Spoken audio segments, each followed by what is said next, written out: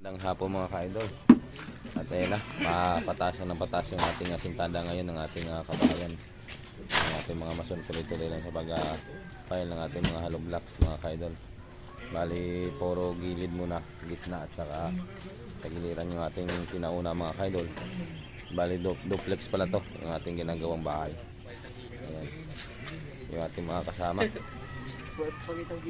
Tuloy-tuloy yung ating pag-asintada ng ating mga mason. Yan, tulong-tulong na sila rito. Bali, dalawang mason bawat area, bawat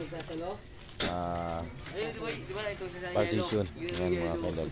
Medyo mahaba dyan, 12 meters din kasi yung haba nyan. Kaya dalawang mason yung ating inaano dyan para hindi na sila hindi sila mag-lipat-lipat. Tulong na lang mga kaidol. Ayan. Kita natin sa inyo ng mabuti. Ayan mga kaidol. O, diba? Ayan. Tulong-tulong.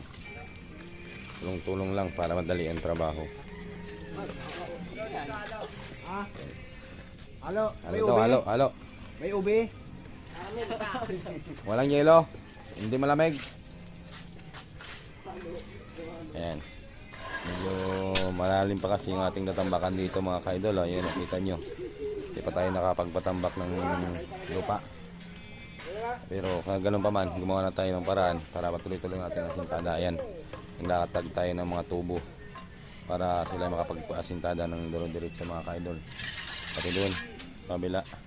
Ayan, medyo mataas na yung kabila natin. Ito yung gitna. Ilang patong pa lang. Ayan, mga sunod na araw, tuloy-tuloy lang natin to. Makaangat na tayo.